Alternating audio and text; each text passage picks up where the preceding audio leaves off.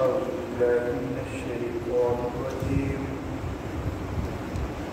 بسم الله الرحمن الرحيم وما كان لمؤمن أن يقتل مؤمنا إلا خطأ ومن قتل مؤمنا خطأ فتحرير رقبة مؤمنة ودية مسلمة إلى أهله إلا أن يصدقوا فإن قال من قوم أذن لكم وهو مؤمن فتحرير رقبة مؤمنة وإن كان من قوم بينكم وبينهم ميثاق فدية مسلمة إلى أهله وتحرير رقبة مؤمنة فمن لم يجد فصيام شهرين متتابعين توبة من الله وكان الله عليما حكيما ومن يقتل مؤمنا متعمدا فجزاؤه جهنم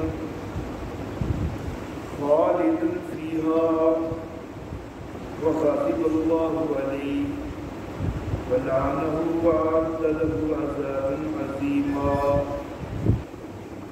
صدق الله مولانا العظيم وبلغنا نبيه ورسوله الكريم. اور کسی مومن کے لیے نہیں ہے کہ وہ کسی مومن کو قتل کر دے مگر خطا سے، اور جو بھی قتل میں کر بیٹھے کسی مومن کو غلطی سے،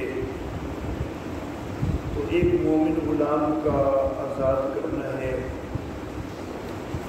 اور دیت ادا کرنی ہے اس کے گھر والوں کو، مگر یہ کہ وہ خود معاف کر دیں۔ پھر اگر وہ ایسی قوم میں سے ہو کہ جو تمہارے دشمن ہیں اور خود وہ مومن ہو، تو پھر ایک مومن غلام آزاد کرنا ہے۔ اور اگر وہ ایسی قوم میں سے ہو کہ تمہاری اور ان کے درمیان عہد ہے، تو دیت ادا کرنی ہے اس کے گھر والوں کو اور ایک مومن غلام کو آزاد کرنا ہے۔ بس جو کوئی نہ پائے پھر 2 ماہ کی پے در پے روزے رکھنے ہیں، توبہ کرتے ہوئے اللہ کی طرف، اور اللہ جاننے والا حکمت والا ہے۔ اور جو کوئی کسی مومن کو جان بوجھ کے قتل کر دے تو اس کی جزا جہنم ہے، وہ اس کے اندر ہمیشہ رہے گا، اور اس پر اللہ کا غضب ہے اور اس کی لعنت ہے، اور اس کے لیے بڑا عذاب تیار کیا ہے۔ محترم، سب سے پہلے تو انتہائی معذرت، پوری شدید درد کی وجہ سے کافی دن درس نہیں ہو سکا۔ دعا کیجیے کہ اللہ رب العزت درس سے آرام دے دے تاکہ درس تسلسل سے جاری رہے۔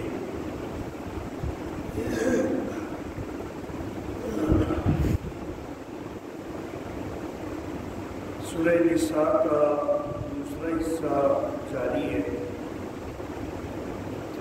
اور میں نے عرض کیا تھا کہ اس دوسرے حصے میں 8 امور انتظامیہ یا احکام سلطانیہ ذکر ہوں گے۔ گزشتہ آیات مبارکہ میں 3 احکام سلطانیہ ذکر ہو چکے ہیں۔ آج کے درس کے لیے جو 2 آیات مبارکہ میں نے تلاوت کی ہیں، ان میں چوتھی حکم سلطانی کا تذکرہ ہے۔ پہلا حکم سلطانی امانت اور عدل کے حوالے سے تھا، دوسرا حکم سلطانی جہاد اور قتال فی سبیل اللہ کے حوالے سے، تیسرا حکم سلطانی جو مومنوں میں سے منافقوں میں سے انتہائی آگے بڑھے ہوئے ہیں، جو زیادہ پرلے درجے کے منافق ہیں، ان کے ساتھ طرز عمل کے حوالے سے تیسرا حکم سلطانی تھا۔ اب دوسرے حکم سلطانی میں جہاد اور قتال کا حکم ہوا، اور تیسرے حکم ثانی میں بھی یہ بات بھی ذکر ہو رہی کہ منافق جو ہیں اگر تمہارے مقابلے میں کافروں کے ساتھ ہو کے نکلتے ہیں تو پھر ان کو جہاں پاؤ قتل کرو۔ جب یہ جنگ کی حالت میں تمہارے مقابل نکلے تو ان کو مارو، ان کو قتل کرو۔ تو گویا کہ اس میں بھی جہاد اور قتال کا بھی ساتھ تذکرہ ہوا۔ اب جس وقت ایمان والے جہاد اور قتال کے اندر مصروف ہوتے ہیں تو بعض اوقات غلطی سے کوئی ایسا بندہ خود ایمان والوں کے ہاتھوں شہید ہو جانے کا امکان بھی ہوتا ہے کہ وہ بندہ بھی ایمان والا ہے اور وہ غلطی سے جو ہے وہ شہید ہو جائے خود ایمان والوں کے ہاتھوں۔ کبھی یہ ہوتا ہے کہ پہچان نہیں ہو پاتی، یہ خیال کیا جاتا ہے کہ یہ بندہ شاید کافروں کی طرف سے لڑ رہا ہے اور حقیقت میں وہ ایمان والا ہے اور ایمان والوں کی طرف سے لڑ رہا تھا، لیکن دوسرے ایمان والوں کو پتہ نہیں چلا، انہوں نے اس کو شہید کر دیا۔ کبھی کسی کافر کے اوپر وار کیا جا رہا ہوتا ہے، اچانک وہ کافر جو ہے وہ اس وار سے بچ کے نکل جاتا ہے اور اس کی جگہ پر کوئی ایمان والا جنگ کی حالت میں ظاہر بات ہے کہ تیزی سے لوگ ادھر ادھر تو ہو رہے ہوتے ہیں، تو اتفاقاً کوئی اس وار کے نیچے کوئی ایمان والا آ جاتا ہے اور وہ غلطی سے شہید ہو جاتا ہے۔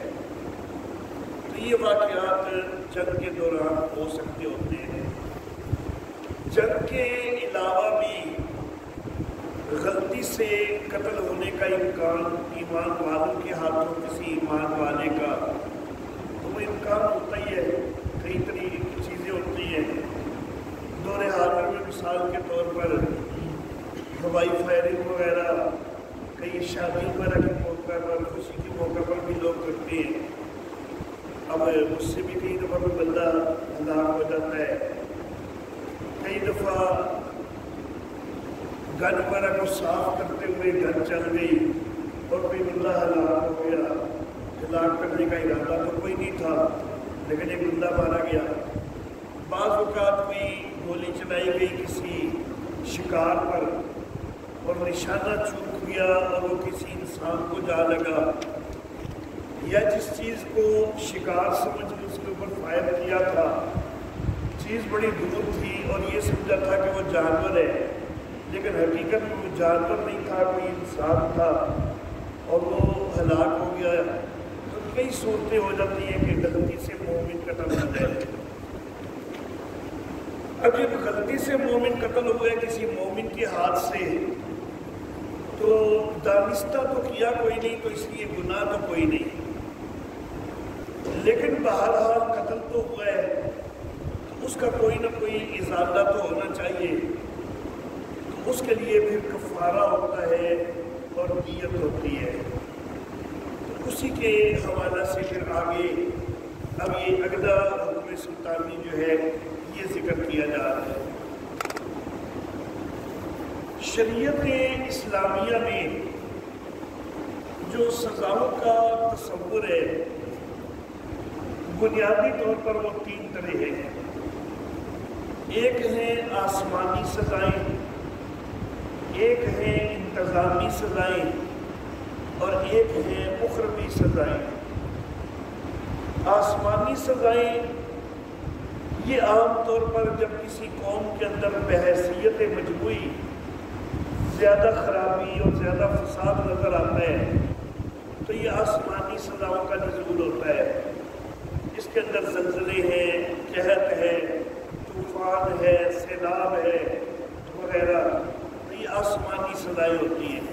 عام طور پر یہ بحیثیت مجموعی اگر ایک علاقے کے لوگ یہ زیادہ بدبختیوں میں مبتلا ہیں تو بحیثیت مجموعی جو ہے ان کے اوپر یہ خرابی، کوئی نہ کوئی آسمانی ہلاکت وہ آ جایا کرتی ہے. کبھی چھوٹے پیمانے پر، کبھی بڑے پیمانے پر. سابقہ اقوام ان کو ان آسمانی سزاؤں کے ساتھ ہلاک کیا گیا. قوم نوح کو طوفان کے ساتھ ہلاک کیا گیا. قوم عاد کو ہوا کے ذریعے ہلاک کیا گیا. قوم سمود کو ایک چنگاڑ کی آواز کے ذریعے ہلاک کیا گیا. فرعون اس کو بھی پانی میں غرق کیا گیا اس کے لشکر سمیت. قارون کو زمین کے اندر دھنسایا گیا. یہ ساری آسمانی سزاؤں کی مختلف صورتیں ہیں. اس کے بعد دوسری ہے انتظامی سزائیں، جو شریعت اسلامیہ نے اسلامی حکومت کی ذمہ داری لگائی ہے کہ ریاست جو ہے وہ سزا دے مجرموں کو، تو ان کو انتظامی سزائیں کہا جاتا ہے. اور تیسری ہے اخروی سزائیں. دنیا کے اندر کئی بندے جرم کرنے کے باوجود سزا سے، پکڑ سے محفوظ بھی رہ جاتے ہیں. کئیوں کو اللہ ایسی ڈھیل دے دیتے ہیں، ساری زندگی میں وہ ظلم کرتے رہے لیکن ان کو کوئی سزا نہیں ملتی دنیا میں. لیکن اللہ رب العزت نے عدل تو کرنا ہی کرنا ہے. اللہ رب العزت نے اخروی سزاؤں کا بھی انتظام کیا ہے. آخرت کے اندر جہنم کی سزا کا بھی اہتمام ہے. تو یہ بنیادی طور پر 3 قسم کی سزائیں ہیں.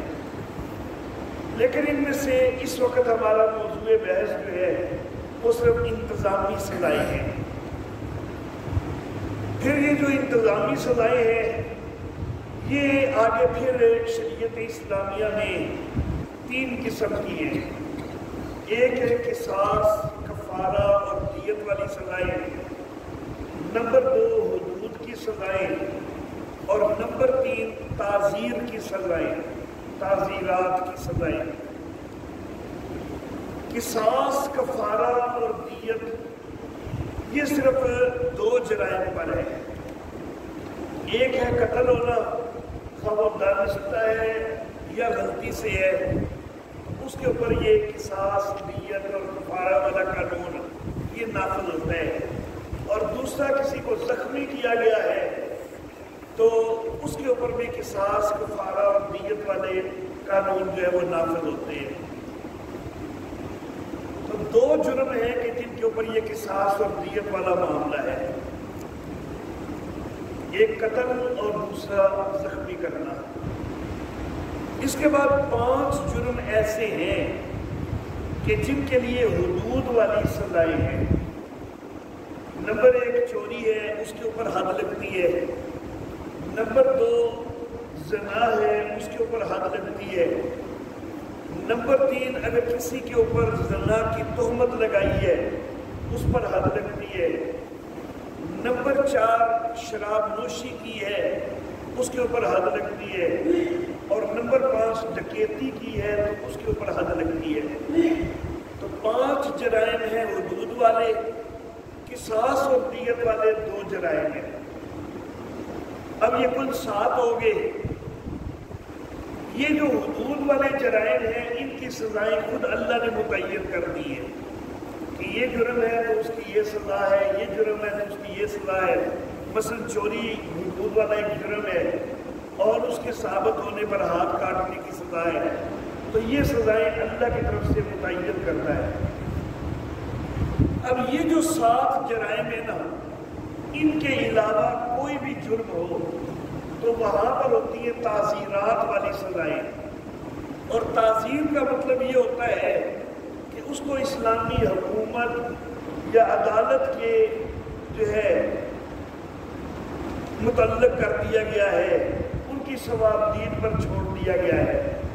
اسلامی ریاست اپنی قانون سازی کرتے ہوئے ان کے لیے کوئی بھی سزا متعین کرے یا عدالت کوئی بھی سزا نافذ کر دے تو ان کو تعزیرات کہتے ہیں۔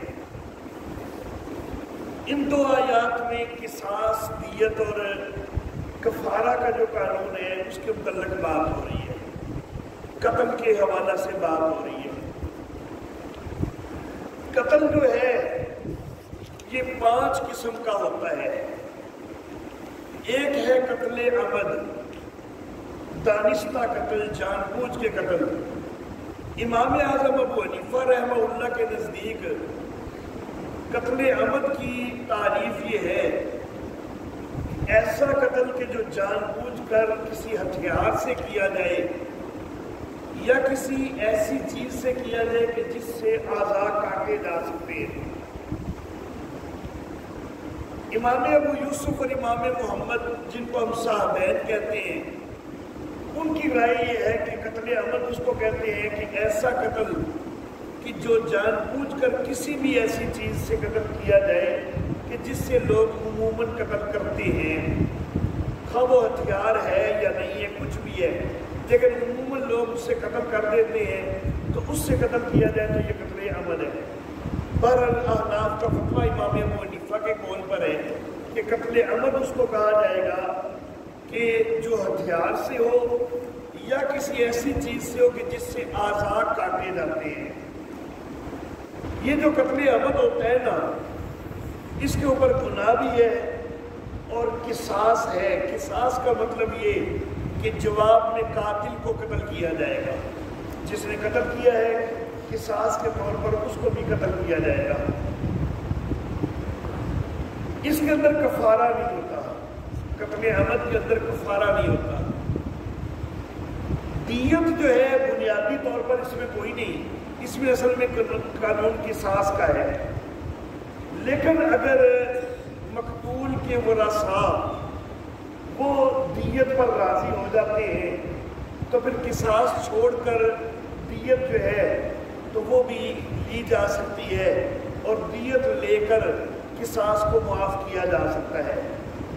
اور بعض اوقات اگر ورثاء دیت میں کمی بھی کرنا چاہیں تو وہ کمی بھی کر سکتے ہیں، حتیٰ کہ قاتل کو مقتول کے ورثاء سرے سے بالکل معاف کرنا چاہیں، اس سے قصاص بھی نہ لینا چاہیں، دیت بھی نہ لینا چاہیں، تو اس کا بھی ان کو اختیار ہے، وہ قاتل کو معاف کر سکتے ہیں۔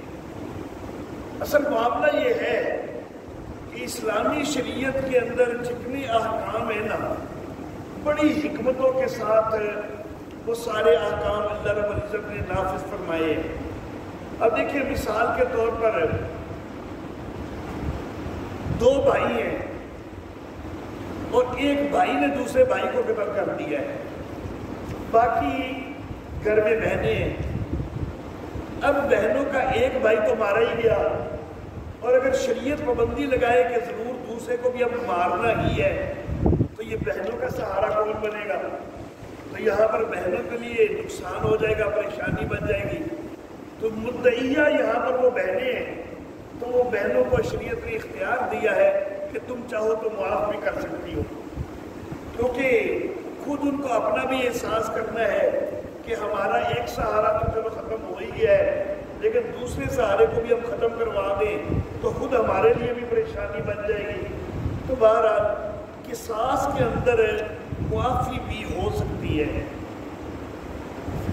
اس کے بعد دوسرا ہے قتل شبہ عمد۔ قصاص جو ہے نا یہ صرف قتل عمد میں ہوتا ہے، باقی جو 4 قسم کے قتل ہیں نا ان میں قصاص نہیں ہوتا، کفارہ اور دیت ہوتی ہے، قصاص نہیں ہوتا۔ دوسرا ہے قتل شبہ عمد۔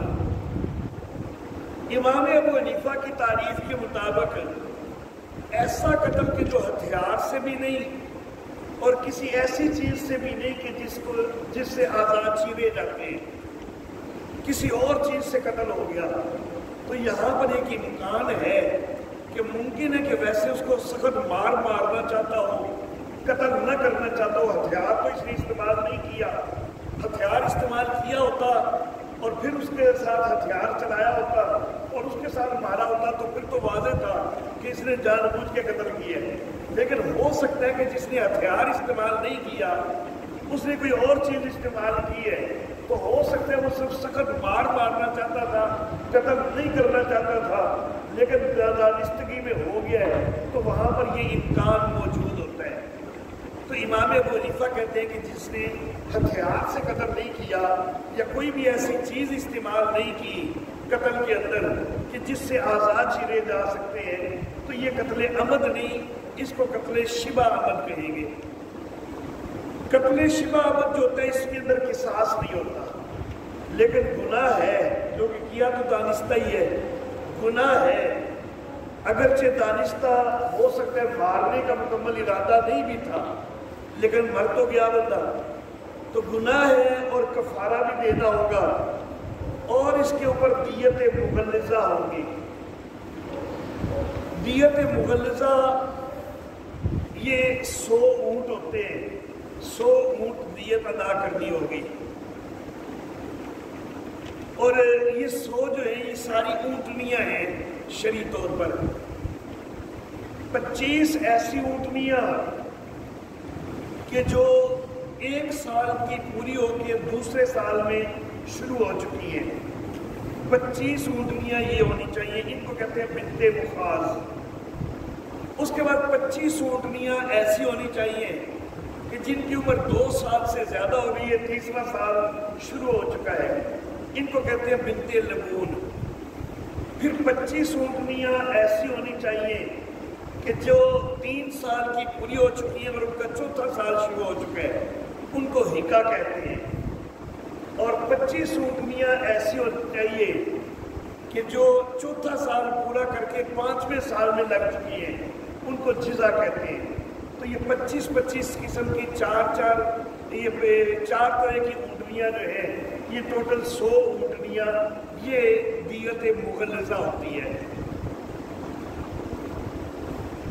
اچھا جی، یہاں پر بھی کفارہ جو ہے وہ تو دینا ہی دینا ہے، لیکن دیت جو ہے یہ معاف کی جا سکتی ہے. اور یہ جو دیت ہے یہ اکیلے قاتل کے اوپر نہیں ہوتی جس نے مارا، بلکہ اس کی پوری خاندان، برادری وغیرہ وہ سب سے جو ہے وہ رقم جمع کر کے تو یہ دیت ادا کی جاتی ہے. اس کے بعد ہے قتل خطا. قتل خطا یہ کہ غلطی سے بندہ مر گیا، جیسا کہ میں نے پہلے بتایا کہ نشانہ چھوٹ گیا، اس سے بندہ قتل ہو گیا، یا کسی کو جانور سمجھ کے مارا، تھا وہ کوئی انسان وغیرہ، تو یہ قتل خطا ہے. اس کے اوپر گناہ نہیں ہے کیونکہ یہاں پر قتل کا کوئی ارادہ نہیں تھا. گناہ کوئی نہیں ہے لیکن کفارہ دینا ہوگا، اور دیت یہاں پر ہوگی لیکن دیت مخففہ ہوگی. یہ بھی 100 اونٹ ہوتی ہیں، لیکن ان کی تھوڑا سا ان میں فرق ہوتا ہے کہ اس میں 20 اونٹ ہیں اور 80 اونٹنیاں ہیں، اور عمر جو ہے وہ نسبتاً کم ہو جاتی ہے، ذرا نسبتاً یہ سستے مل جاتے ہیں. 20 ایسے اونٹ کہ جو 1 سال کی عمر پوری کر کے دوسرے سال میں لگ چکے، اور 20 ایسی اونٹنیاں جو 1 سال پورے کر کے دوسرے میں لگ چکی. تو یہاں پر گویا کہ 1 سال اور 2 سال کے درمیان والے 40 ہو جائیں گے. پہلے وہ 25 تھے، یہاں پر 40 ہو جائیں گے. تو ظاہر ہے کہ یہ باقی 60 جو ہیں جو زیادہ عمر والے ہیں تو وہاں پر تخفیف ہو گئی، کمی ہو گئی. نہیں تو 75 زیادہ عمر والے ہونے چاہیے تھے، یہاں پر زیادہ عمر والے 60 رہ گئے، تو کچھ قیمت میں کمی ہو جائے گی. تو 20 اونٹ جو کہ دوسرے سال میں لگے ہوں، 20 اونٹنیاں جو دوسرے سال میں لگی ہوں، پھر 20 اونٹ جو تیسرے سال میں لگے ہوں، 20 اونٹنیاں جو تیسرے سال میں لگی ہوں، 20 اونٹنیاں جو چوتھے سال میں لگی ہوں، اور 20 اونٹنیاں جو 5ویں سال میں لگی ہوں. تو یہ 5 قسم کے اونٹ ہوتے ہیں جو کہ 20 کی تعداد میں 100 اونٹ ہوتے ہیں. تو یہ قتل خطا کے اندر یہ کفارہ دیت ہوتی ہے. اس کے بعد ہے قتل جاری مجرا خطا. قتل جاری مجرا خطا اس کو کہتے ہیں کہ جو دانستہ قتل نہیں ہوا اور بندے کو پتہ بھی کوئی نہیں، لیکن اس کے اپنے وجود سے قتل ہوا ہے، حالانکہ اس کو پتہ بھی کوئی نہیں۔ مثال کے طور پر دو بندے سوئے ہوئے تھے، ایک نے کروٹ لی اور کروٹ لے کر نیند کے اندر وہ دوسرے کے اوپر آ گیا، اس کو پتہ ہی نہیں چلا، دوسرے کا دم گھٹ گیا اور وہ نیچے ہلاک ہو گیا۔ اب یہ اس کو تو پتہ بھی کوئی نہیں کہ میرے وجود سے ایک بندہ مر گیا ہے، لیکن مر تو گیا ہے، تو اس کے اوپر بھی گناہ کوئی نہیں، لیکن کفارہ ادا کرنا پڑے گا اور دیت مخففہ دینی پڑے گی۔ یا مثال کے طور پر کسی بلندی سے ایک آدمی گرا ہے اور نیچے ایک دوسرا بندہ آ گیا ہے، تو وہ گرا ہے اور وہ نیچے دوسرا بندہ آ کے تو وہ مر گیا ہے، حالانکہ اس نے کوئی اس کے اوپر کوئی دانستہ چھلانگ نہیں لگائی تھی، یہ تو اتفاقاً گر رہا تھا، تو خود اس کی جان بچ گئی لیکن اس کی جان چلی گئی، تو یہ قتل جاری مجرا خطا ہوتا ہے۔ اس کے اندر گناہ کوئی نہیں، لیکن کفارہ ہے اور دیت مخففہ ہے۔ اس کے بعد ایک پانچواں قتل ہے، اس کو کہتے ہیں قتل بالسبب۔ قتل بالسبب اس کو کہتے ہیں کہ ایک آدمی نے ایک ایسا کام کیا کہ جو قانوناً اس کے لیے جائز نہیں تھا، اور اس کے کام کی وجہ سے ایک بندہ مر گیا، حالانکہ اس کا کوئی ارادہ اس کام سے کوئی بندہ مارنے کا نہیں تھا، لیکن اس کے کام کی وجہ سے بندہ مر گیا۔ مثال کے طور پر گلی کے اندر اس نے گڑھا کھود دیا، قانوناً یہ اپنی زمین میں تو گڑھا کھود سکتا ہے، گلی میں تو گڑھا کھودنے کی اجازت کوئی نہیں، لیکن اس نے کھود دیا، اگرچہ کسی وقتی ضرورت کے لیے اس نے کھودا۔ اب جب اس نے گڑھا کھودا ہے تو اتفاقاً اس کے اندر کوئی بندہ گر کے مر گیا ہے، تو اس کا کوئی مقصد بندہ مارنے کا کوئی نہیں تھا، لیکن وہ اتفاقاً مر گیا ہے، اس کو کہتے ہیں قتل بالسبب۔ اس کے اندر گناہ بھی کوئی نہیں، کفارہ بھی کوئی نہیں، لیکن بہرحال دیت اس میں مخففہ جو ہے وہ دی جائے گی۔ اب چونکہ یہ دیت مخففہ جہاں دی جا رہی ہے تو قاتل کا اپنا قصور تو ہے کوئی نہیں، تو یہ دیت صرف قاتل کے اپنے اوپر نہیں پڑتی بلکہ اس کی ساری برادری سے جمع کی جاتی ہے، اس کے برادری، اس کے عزیز و اقارب، اور حتیٰ کہ اگر وہ کسی جگہ پر ملازمت کر رہے ہیں تو جن لوگوں کے ساتھ ملازمت والا اس کا تعلق ہے، یا کسی قوم کے ساتھ انہوں نے دوستی کا معاہدہ کیا ہوا ہے، تو ان سب سے ملا جلا کر دیت وصول کی جائے گی۔ بہرحال اللہ فرما رہے وما کان لمؤمن، کسی مومن کے لیے یہ جائز نہیں ہے ان یقتل مؤمنا، کہ وہ کسی مومن کو قتل کر دے مگر خطا کے ساتھ، اور جس نے خطا کے ساتھ قتل کر دیا فتحریر رقبۃ مؤمنۃ، تو پھر ایک مومن غلام آزاد کرنا ہوگا، یہ ہے کفارہ، مومن غلام آزاد کرنا ہوگا۔ وَدِيَةٌ مُسَلَّمَةٌ، اور دیت سپرد کی جائے گی اِلیٰ اہلہ، اس کے گھر والوں کی طرف، إِلَّا أَن يَصَّدَّقُوا، مگر یہ کہ وہ گھر والے مقتول کے جو ورثاء ہیں وہ دیت میں کوئی کمی کر دیں یا معافی دے دیں تو مکمل اس کو معاف کر دیں۔ فَإِن كَانَ مِن قَوْمٍ عَدُوٍّ، اچھا جی، کئی دفعہ یوں ہوتا ہے کہ اپنا بندہ، ایمان والا بندہ خود ایمان والوں کے ہاتھوں مارا گیا، جیسا کہ غزوہ احد کے اندر ایک واقعہ پیش آ گیا۔ حضرت جابر بن عبداللہ رضی اللہ تعالی عنہ، ان کے والد محترم حضرت عبداللہ بن حرام رضی اللہ تعالی عنہ، تو یہ غزوہ احد کے اندر شہید ہوئے، لیکن یہ خود مسلمانوں کے اپنے حملے سے شہید ہو گئے تھے، پہچاننے میں غلطی ہو گئی اور ان کو کافر سمجھ کے شہید کر دیا گیا۔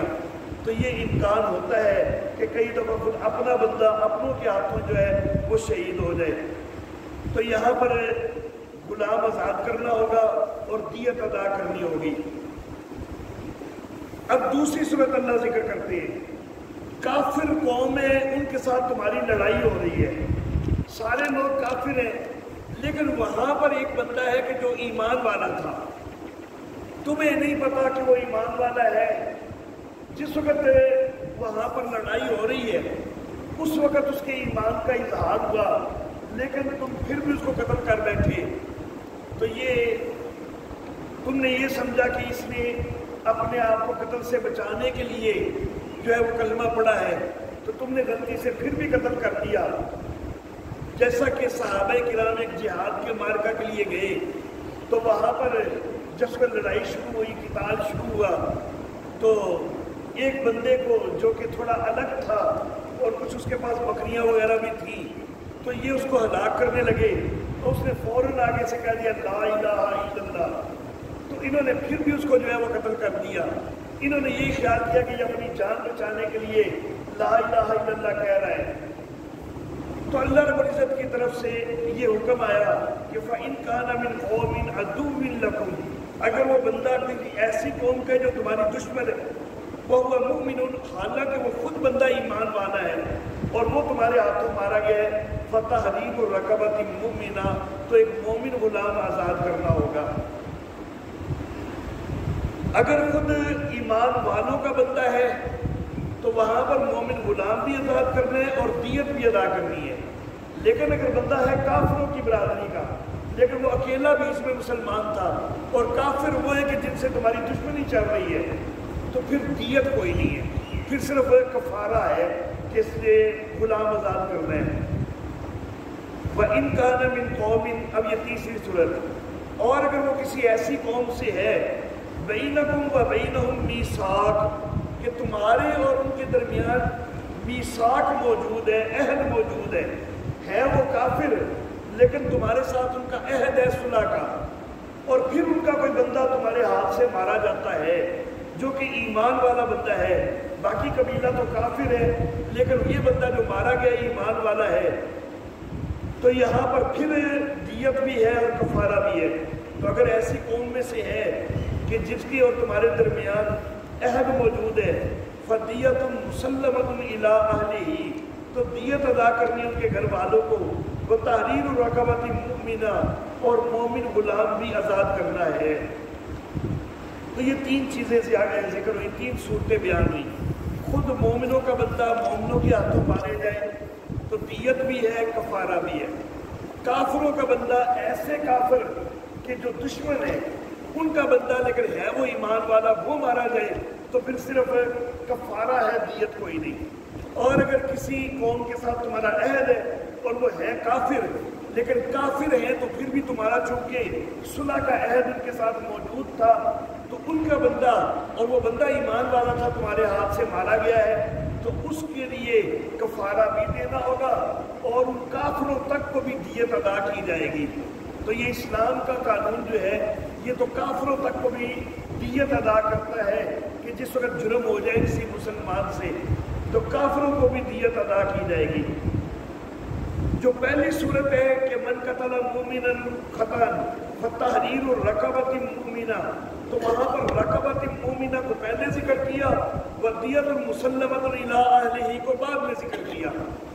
جو درمیان والی صورت ہے اس میں تو چونکہ دیت ہے ہی کوئی نہیں تو صرف تحریر رقبۃ مؤمنہ کو ذکر کیا، لیکن جو تیسری صورت ہے تو وہاں پر فدیت مسلمۃ الی اہلہ پہلے ذکر کیا، وتحریر رقبۃ مؤمنہ یہ بعد میں ذکر کیا، کیونکہ یہ صورت جو ہے یہ کافروں کے متعلق ہے، تو کافروں کو دیت دیتے ہوئے ہو سکتا ہے کسی کا دل تانگ ہو کہ بنا ہم کافروں کو بھی یہ دیت ادا کریں، تو اللہ نے کفارے سے بھی پہلے دیت کا تذکرہ کر دیا، حالانکہ کفارہ بندے کی اپنی ذات پر ہوتا ہے جس نے قتل کیا ہے، اور دیت ہوتی ہے برادری کے اوپر، تو پہلی صورت میں کفارے کا پہلے ذکر کیا تھا اور دیت کا بعد میں ذکر کیا تھا۔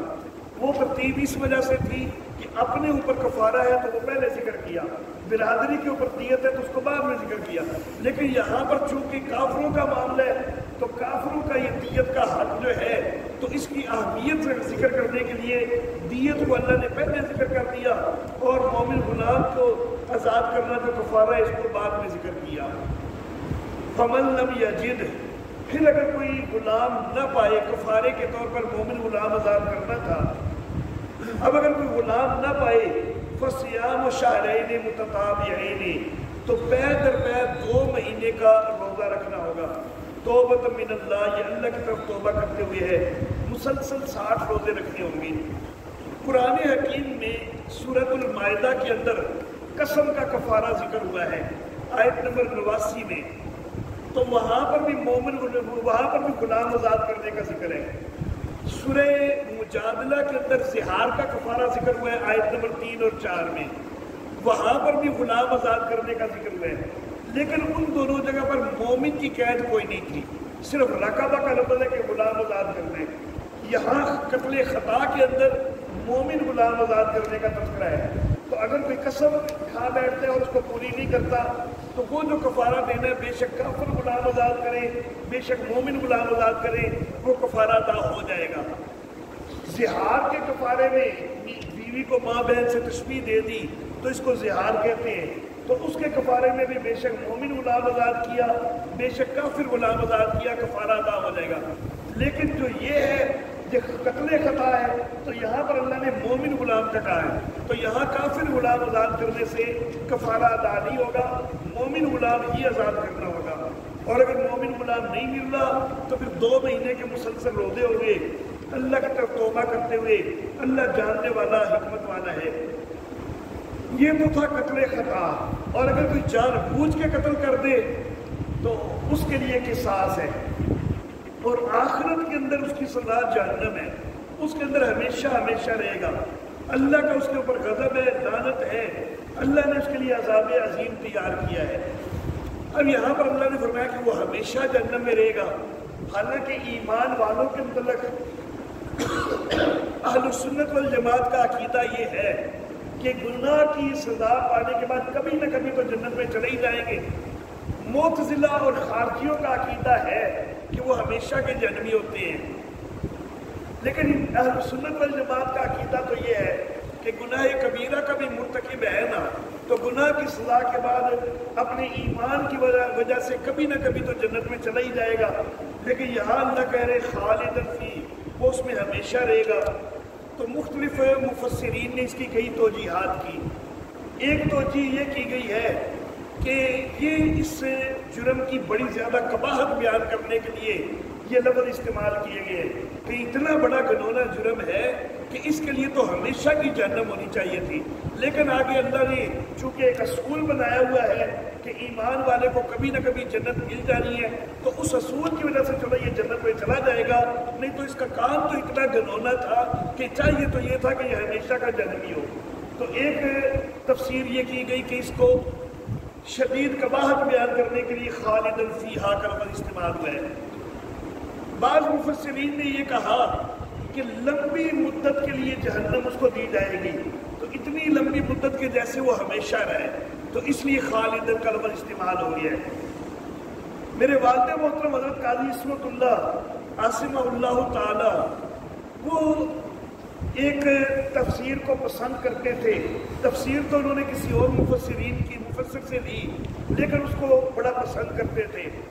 وہ کہتے تھے کہ کئی دفعہ حکیم لوگ جو ہوتے ہیں نا، ایک مفرد دعا دیتے ہیں تو اس کے اثرات اور ہوتے ہیں، اسی مفرد دعا کے اندر کوئی اور دعائیں ملا لیتے ہیں، مرکب کر لیتے ہیں، تو اثرات میں فرق پڑ جاتا ہے۔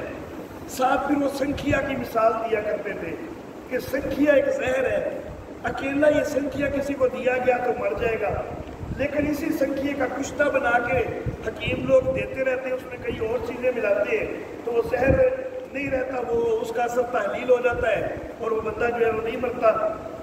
تو کئی چیزیں ایسی ہوتی ہیں کہ مفرد ہوں تو ان کی اثرات اور ہیں، اگر ان کو دوسری چیزوں سے مرکب کر دیا جائے تو اثرات اور ہیں۔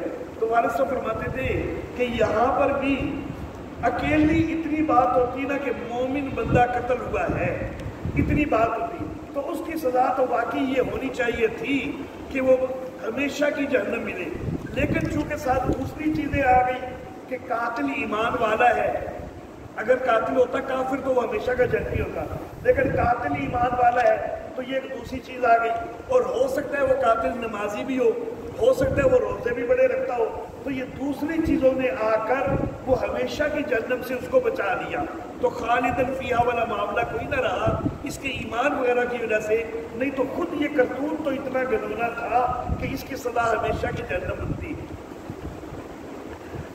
اللہ اللہ، تو ومن یقتل مؤمنا، اور جو کوئی قتل کر دے مومن کو جان بوجھ کے تو اس کی جزا جہنم ہے، وہ اس میں ہمیشہ رہے گا، اس پر اللہ کا غضب ہوگا اور اللہ کی لعنت۔ وَأَعْتَ لَهُ عَذَابًا عَظِيمًا، اللہ نے اس کے لیے بڑا عذاب بھی تیار کیا ہے۔ وَآخِرُ دعوانا ان الحمد للہ رب العالمین۔